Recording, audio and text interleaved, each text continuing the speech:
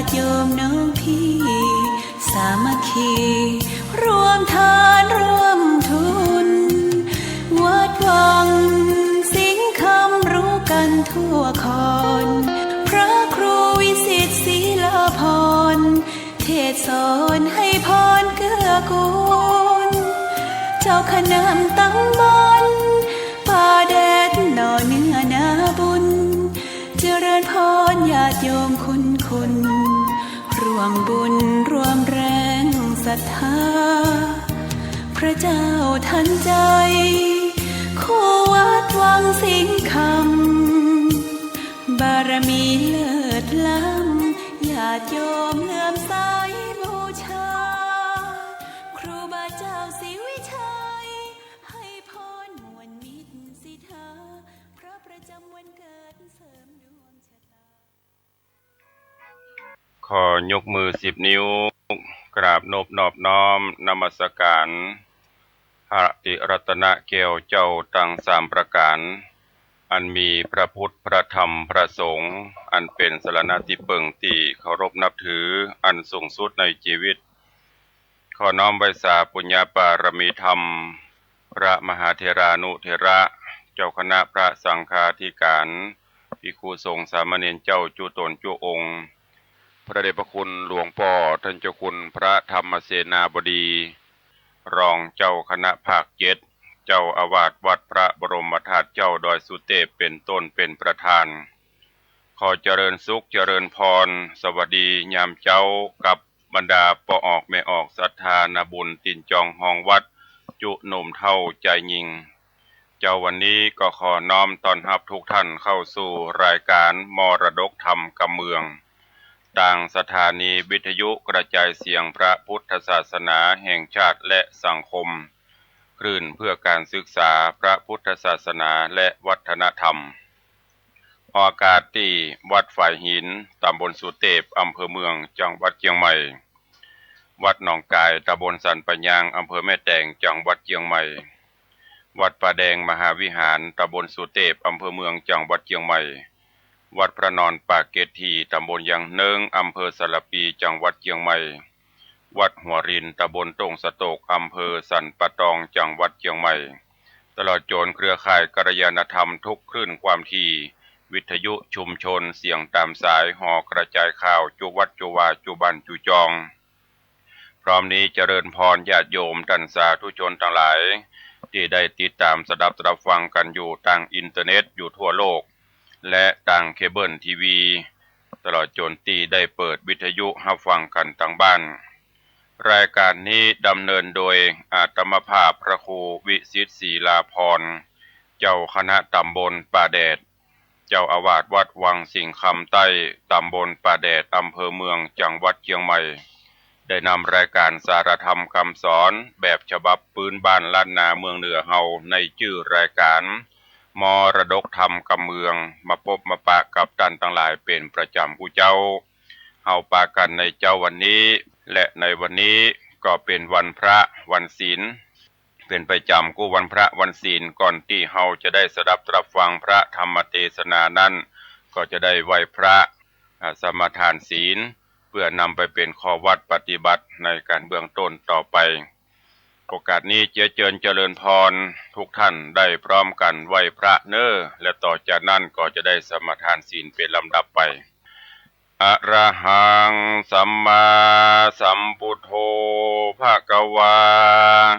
พุทธังภะคะวันตังอภิวาเทมิสวากขาโตภะคะวะตาธัมโมธัมมังนะมัสสา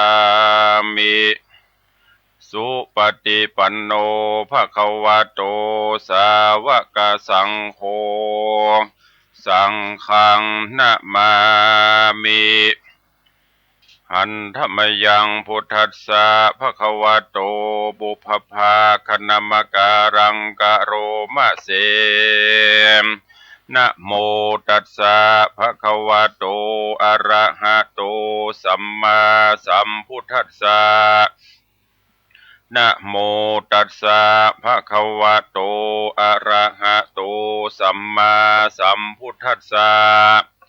นะโมตัสสะภะคะวะโตอะระหะโตสัมมาสัมพุทธัสสะอิติปิโสภะคะวะอะระหังสัมมาสัมพุทโธวิชชาจรณะสัมปันโนสุขโตโลกวิทูอนุตตโรปุริสะธรรมสารถิสัทธาเทวะมนุษสานังพุทโธภควาหาติสวากขาโตภควตาธัมโมสันทิฏฐิโกอากาลิโกเอหิปัสสิโกโอปัญญิโกปัจจตังเวทิตาโปวินยูหิติสุปฏิปันโนภะคะวะโตสาวกสังโฆปุชุปฏิปันโนภะคะวะโตสาวกสังโฆญาญะปฏิปันโนภะคะวะโตสาวกสังโฆสามีจิปฏิปันโนภะคะวะโตสาวกสังโฆยะทิทางจัตตาริปุริสายุคานิอัฏฐปุริสาปุครามเอสะภะคะวะโตสาวกสังโฆอาหุไนโยปาหุไนโยทักขิไนโยอัญจลีกาลนิโยอนุตตรังปุญญเขตังโลกัสสติได้ไหวพระนบธรรมเป็นที่เรียบร้อยตอนนี้ไปเจิญทุกท่านได้กลั่นจิตฮือใสกลั่นใจฮือสะอาดน้อมนำเอาหลักศีลหลักธรรมคือศีลห้าอันเป็นข้อวัดปฏิบัติเบื้องต้นแห่งพุทธศาสนิกชนเพื่อน้อมนำไปใช้ในการดำเนินชีวิตประจำวันเฮาตั้งจิตตั้งใจสมาทานรับเอาศีลห้าเน้อนะโมตัสสะภะคะวะโตอะระหะโตสัมมาสัมพุทธัสสะนะโมตัสสะภะคะวะโต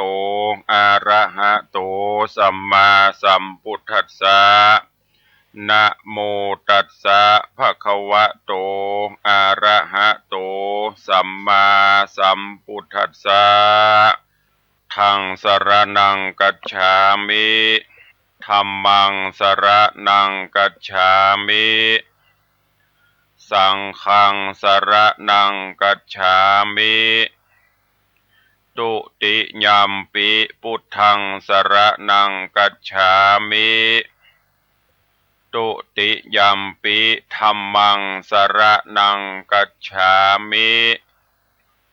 ตุติยัมปิสังฆังสรณังกัจฉามิตติยัมปิพุทธังสรณังกัจฉามิต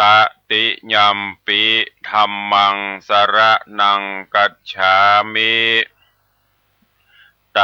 ติยัมปิสังฆังสรณังกัจฉามิปานาติปาตาเวระมะนีสิกขาปะตังสมาติญามิอะตินนาตานาเวระมะนีสิกขาปะตังสมาติญามิกาเมสุมิจฉาจาราเวระมะนีสิกขาปะตังสมาติญามิมุสาวาตาเว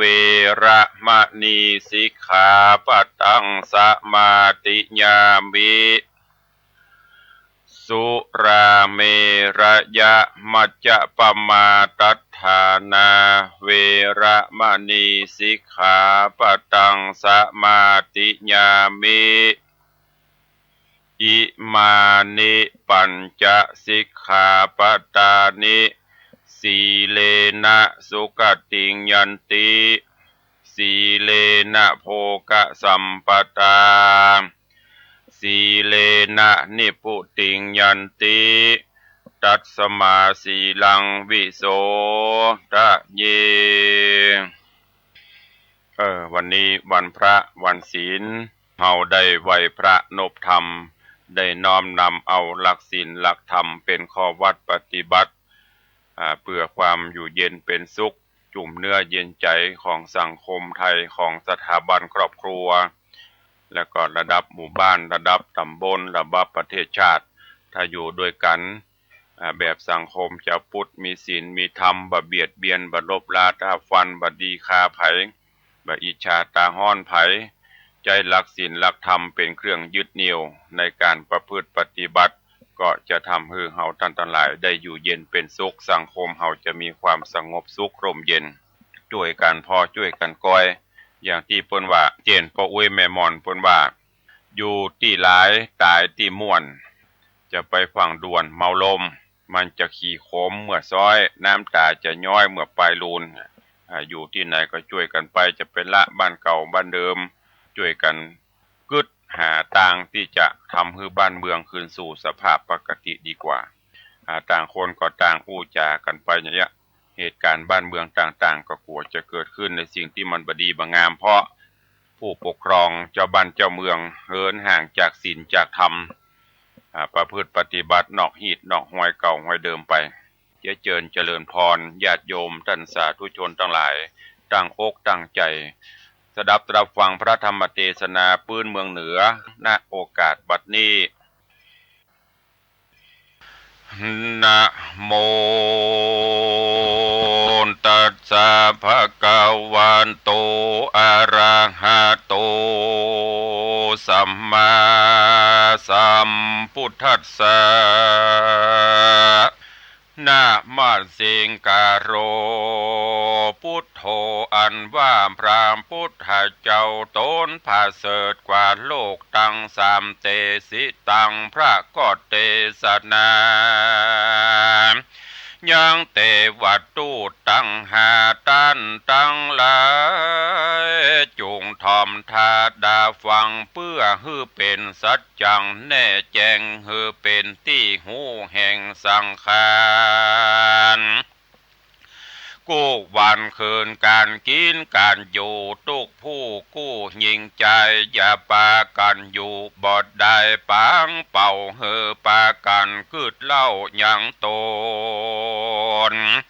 อันว่าปีเดือนวันหากขับบนมาหาแก่อันใจนั้นแต่หากว่าหนุ่มที่แต่ตาบ่จุ่มมืดมัวแม้นว่าผมยังหัวก็งอกเขี้ยวก็ลุดหล่อนออกไปหลายเนื้อหนังกายก็หดหูจักเป็นดังอีกู้หญิงใจควรดีปากันคงขวายกะตำบุญฮือตันรักษาศีลเมตตาภาวนาหาความดีใส่ตัวไปใจอย่านับใดอยู่นอนได้การตั้งตาไผ่บ่หูอย่าได้ฟู่อูสักเสริญปีเดือนเกินขับฮือแก่เปียที่แผ่พับตัวอย่านับใครหัวจะกว้ายฮือกึดหนีหายสู่ต่างดีอย่าถือแก้วอันบ่มีก้าแก้วต่ำจ้าบ่ดีเอาฮือปากานาถือดวงเผาเพชรแก้วอันมีก้าแล้วดีงามขาลองจามกึดฮอดเอาใจจอดหาดูยังหมู่ศาสตร์น้อยใหญ่อันเดือดไม่ตุกขา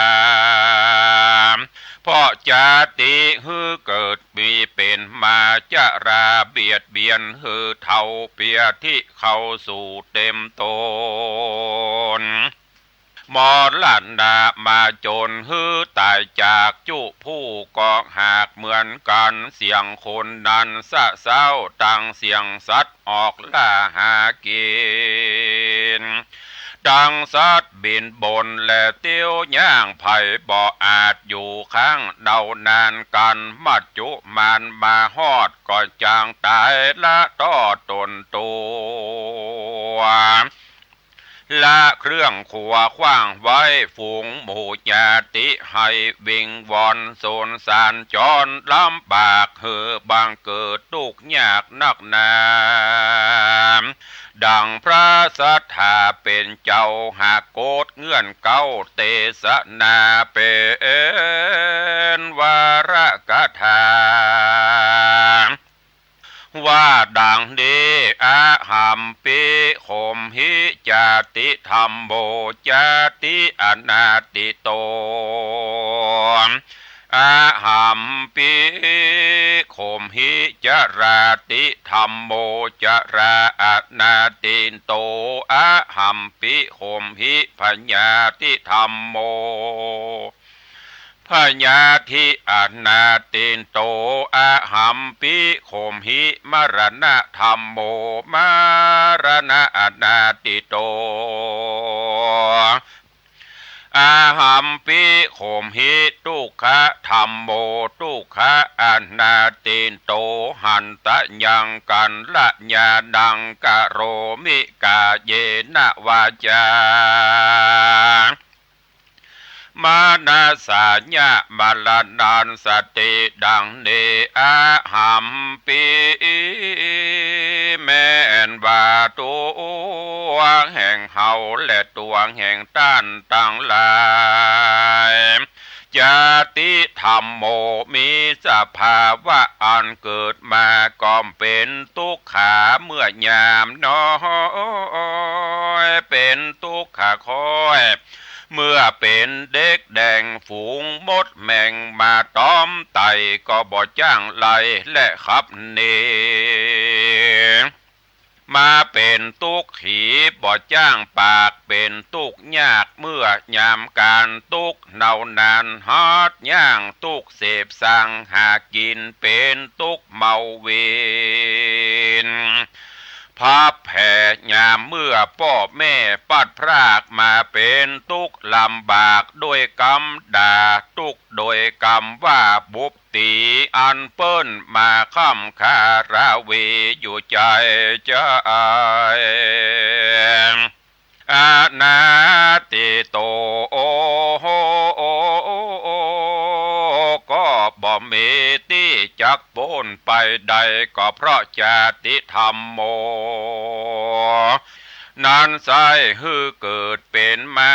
จริงใดมาเป็นทุกข์ขาดลำบากนั่นแลอาหัมปิโขแม่นบาตัวแห่งเฮา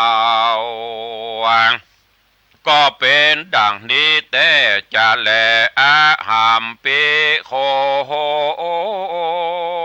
แม่นตัวแห่งเฮาและต้านจลาติธรรมโมมีสภาวะอันเกิดแล้วก็ฮือเท่าค่ำจันลามีหน้าตาอันหิวซ้ำหนังก็มาญาณตาก็มาฟังมัวมืดลมขึ้นจืดสันหลังจีนบางสั่งก็โหดหูยามเมื่อปากฟู่ก็บ่ปวนดีฟังมือก็มาถือไม้เต้าเนี่ยมาย่างกลมเก่าหลังโกสังมาเป็นตุกโขเมื่อยามแก่เท้าจากลูกนั่งก็เต้าสวยใสตุกขังมาบ่หายเหือดแห้งมาเป็นตุกแต่งตั้งธรรมอานาติโตโหบ่มีเวลาอันจะข้ามล่วงพ้นไปได้จราติธรรมโมมีสภาวะอันเกิดมาแล้วก็เท่าจรานั้นก็มีจริงแลอาหัมปิโขแม่นตัวของเฮาและตัวของต้านต่างหลายพญาธิธรรมโมมีสภาวะอันเกิดมาแล้วก็เป็นพญาธิจนะบุตรที่มี96ประการคือว่ามาเป็นลมสาและฝี มาอากมาเป็นขี้ขากและขี้ลากลายหูเป็นลมบ้าหมูและมองคอเป็นตาต้อและหัวเมามาเป็นลมขึ้นเสาลงเสาและลมสะอื่นมาเป็นลมปีกฟืนไข่สันตั้งตัวอาปาโถมีหลายหลากบางพ้องก็มาเป็นเปียที่ร้ายราดราวีอาณาติโตโอกู้ตนตัวคนเฮานี่นาบอบมีไผ่ล่วงโป้นไปได้พญาที่ธรรมโมนานไซมีสภาวะอันเกิดมาแล้วก็เป็นเปียที่นั่นแต่จริงแลอาหัมปีแม่นตัวของเฮาและด้านมรณะธรรมโมมีสภาวะอันเกิดมาแล้วและตายไปมีมวลมากตามกรรมแห่งสัตว์ตั้งหลายหากได้กระทำมาบางพ้องก็ตายด้วยโรคาเปียที่พ้องก็ตายด้วยต้านฆ่าฟาดฟันแต่งพ้องก็ไปแอวแสวงหาซอกินในป่าเสือร้ายล่าคบตนพ้องก็มาเกิดกังวลโอนตาร้ายบ่เหือดบางพ้องก็มาตายกลิ้งเกลือกตกวังพ้องก็ตายเพราะด้านเอาคางใส่คอกไว้ออกมาบอดใดลวดเลยตายพ้องก็ตายที่หิมต่างและในป่าตายที่ยอมยาและจอมปลวกดอยดินแห่งกาลงกินยะยาบตามกรรมวิบากแห่งภัยมันอันตนได้กระทำมาในชาติก่อนย่อมได้ติดทำตัวตามตนอนาติโตบ่มีอันจากล่วงโป้นไปได้แลมรณะธรรมโมมีสภาวะอันเกิดมาแล้วก็ตายไปนั้นแต่จริงแลอาหัมปีแม่นตัวแห่งเราและตัวแห่งต้านทุกโคทุกโคธรรมโมก็จักมีสภาวะอันเป็นทุกยิ่งทุกค่อนขิงหลายสารเมื่ออยู่เป็นคนก็ทุกหลายอย่างหลายต่างมีต่า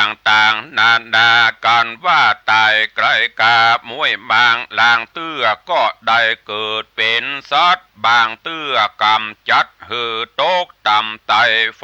นรกไม่เหิงนานล้างเตื้อก็ได้เป็นคนตุกพลานและได้เกิดในกำเนิดเป็นเพศเพราะเหตุว่ามีจิตให้ยามเมื่อจักตายดับขันตุกมาตันเมื่อเสียงเขตจริงกลายเป็ดไปเกิดเป็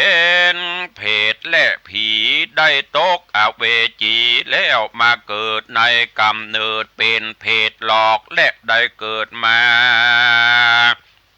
เป็นสัตว์วิบากมากำจัดและแต่งบ่ฮือหูดีแห่งต่างงามบางพ้องบุญกรรมติดตา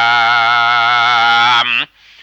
โดยไตก็ได้ไปเกิดเป็นสุขลำเลิศในที่ประเสริฐเป็นอินพรหมได้เป็นเทวบุตรเทวดาโตนวิเศษเพราะเหตุว่าอำนาจบุญกรรมเขตที่ใดกระทำมาอายุสังขาราก็ยืนมากกว่างบอกมีที่อ่างต่างทุกมีแต่ความสุขหาประมาณบ่ได้อานาติโต มีไผล่วงพ้นไปได้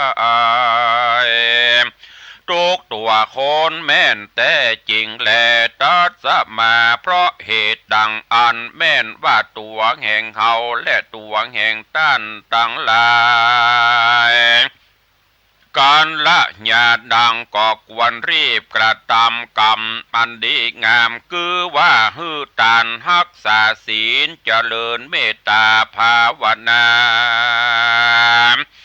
ปล่อยใจกาเยนะโดยกายวาจาญะโดยปากมนาสาโดยใจ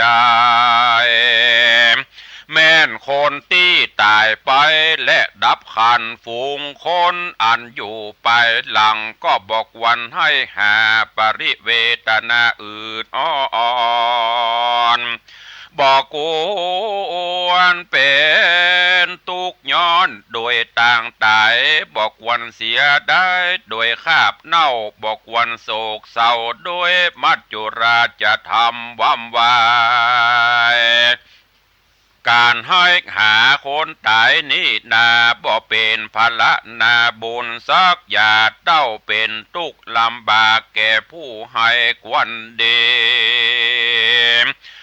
ร่ำเปิงไปมาใจเพราะเหตุว่าเฮาร้องไห้มันก็บอกคืนมากาญากาตาแม่นตัวของเฮาก็ยังจากตาไปบ่จาก็ยังจากได้ไหวหน้าเข้าสู่มาจุลา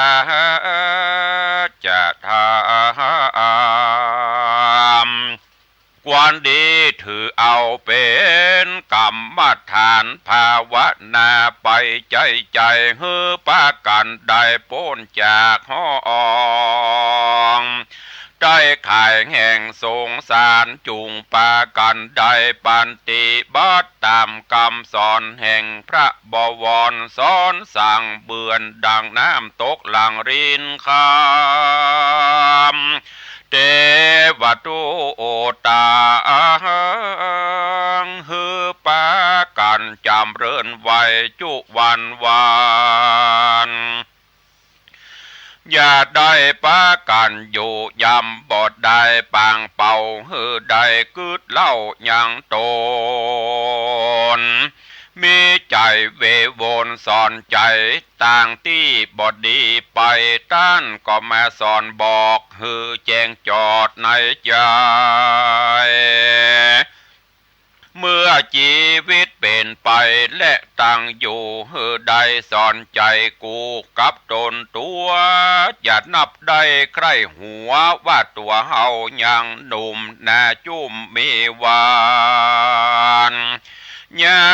มมัจจุราชมาตานเมื่อหนุ่มบาปเข้าซุ่มยามตายจักบ่สบายเพราะวิบากอันมาจักลากนำไปอย่าได้เกิดใจว่าตัวเฮายังหนุ่มเมื่อยามเท่าก้อยกระตำบุญร้อนว่าความตายมาสูญเมื่ออายุหนุ่มนั้นก็จักมรณะไปบ่มีอันใดจักเอาไปตัวใดมีแต่บุญกับบาปกรรมที่เฮาได้กระทำไว้ย่อมติดตามไปแลนะชายาอิวะเหมือนดังเงาเตรียมตนฮือได้สะเวยผลเป็นสุขและทุกข์กู้ตามกรรมสงสารอันนี้นอมัจจุราชธรรมนินอมันตึงบ่อโปนได้สักอันแหละมันบ่ยอมเว้นแว่แก่คนได้อภิเยหิวิปัญโยโคทุกโขปิเยหิบางพ่องหักกันจังกันจัก ตายเบื่อหน่ายก็พรากจากกันไปเพราะกรรมเวรเป็นสายใหญ่ทุกเห็นใจบ่ใจหน่อยเป็นทุกขคอยแห่งเวรานุเวนปิเยหิวิปโยโคทุกโคหากกันแป่งกันบ่ได้ไปอยู่ด้วยกันต่างอยู่ไกลกันต่างห้องไกลเต้ต้องแห่งต่างเตียวมีดงเขียวและปูดอยมาขอบข้านแสนที่หักนั้นก็บ่ได้ไปถึงมีแต่ใจคือเติงหาเต้าเจ็บป่วยนั้นก็บ่ได้ไปจูฝูงปุถุจัดนางบางพ่องก็อ้างว่าจักกระทำบุญลวดบ่ได้กระทำแต่มัจจุราชมาข่มแป้ขับตายบุญบ่มาติดต่อมีแต่ปากอ้างลอว่าจะกระทำบุญลวดหายสูญปังเป่าเนินนายกำปากเล่าว่าได้ลวดตายไปด้วยกินแหน่งบาปกรรมแฝงติดต่อตกนรกก่อกรรมเวรเป็นตุกเห็นในนรกฮือไฟมกหมาดไม่ปาการร้องไห้เวทนาปาหูจะนาจุงฟังราจำชื่อฮือทีเพื่อเฮือหูดีนักและเบาอย่านึกว่าตัวเฮายังหนุ่มตาใสจุ้มไปตั้งวันอายุขันทังก็แก่วันและเวลาก็แผ่ไปถึงวันปีเดือนวันปั่นหือเท่าแก่บ่เว้นแว่แก่คนใดสักคนปุถุชนเฮาทุกหมู่จุผู้กู้ยิ่งใจกวนปากันคงควายกระทำบุญหือตานรักษาศีลเมตตาเจริญภาวนาไปใจใจจะได้อยู่นอนใจจงปากันจำศีลกินทานไปอย่าขาดอย่าได้ประมาทบุญกรรมการว่ากระทำบุญไปทีละเล็กละน้อยก็ฮือมีจิตเจตห้อยตั้งบุญเต็มว่าใดตันน้อยก็จุงมีจิตเจตห้อยในบุญญาเขตก็จักเป็นเหตุฮือมีกุศลหลายอุปมาเหมือนไฟนิดเดียวบ่ได้เผาป่าก็ยังลูกไม่กว่าลามลายอย่ากระทำบาปหมายผิดแผกตัวเฮาจักได้เบาบาปตายโดยอุปมาเหมือนคนขี้โขยมาป้ออย่าได้ก่อบาปแม้แต่นิดเดียวมันจากโลกเป็นเปรทะทางโลกไม่หลังลายลา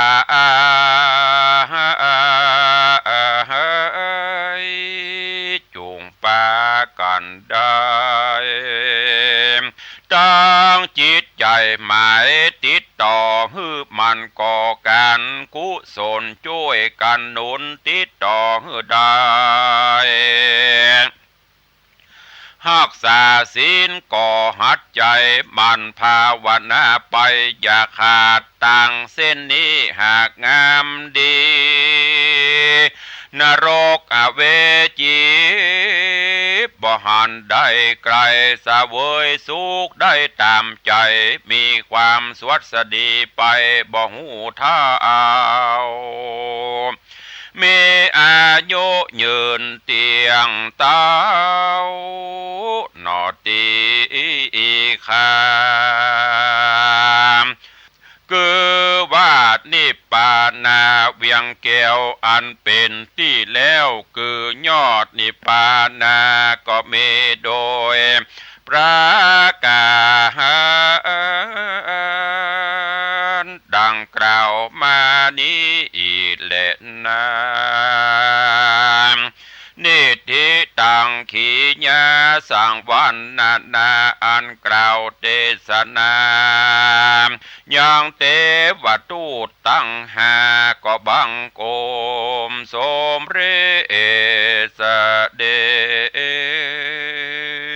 ชวันนี้บางเจ้าถ้าบันเน็ตบันเหนื่อย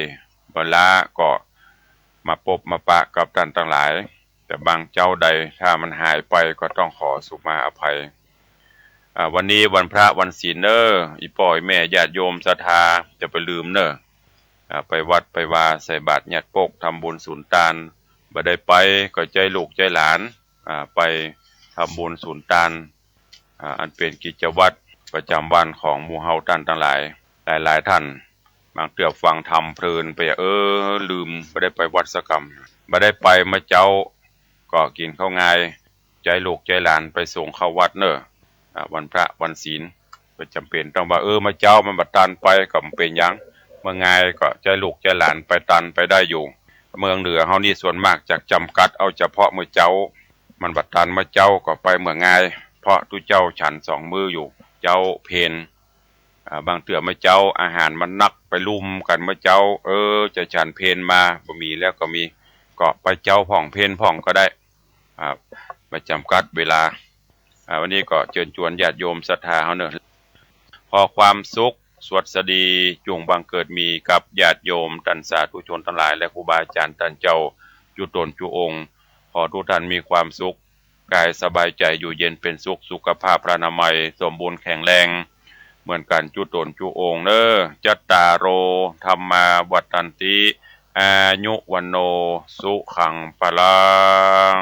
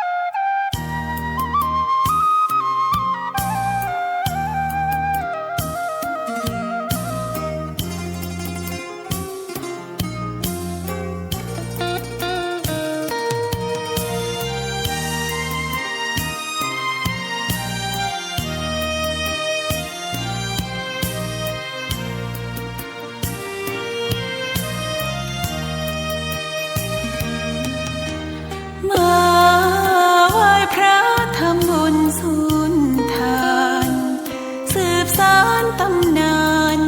โบราณกาลนานมีวัดวังสิงค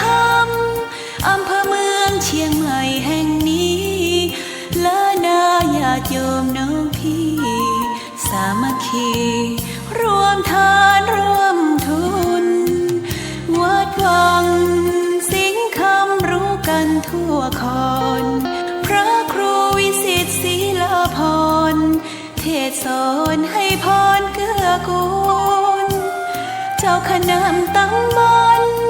ป่าแดดหน่อเนื้อนาบุญเจริญพรญาติโยมคุณร่วมบุญร่วมแรงศรัทธาพระเจ้าทันใจคู่วัดวังสิงคำบารมีเลิศล้ำญาติโยมเลื่อมใสบูชาครูบาอาจารย์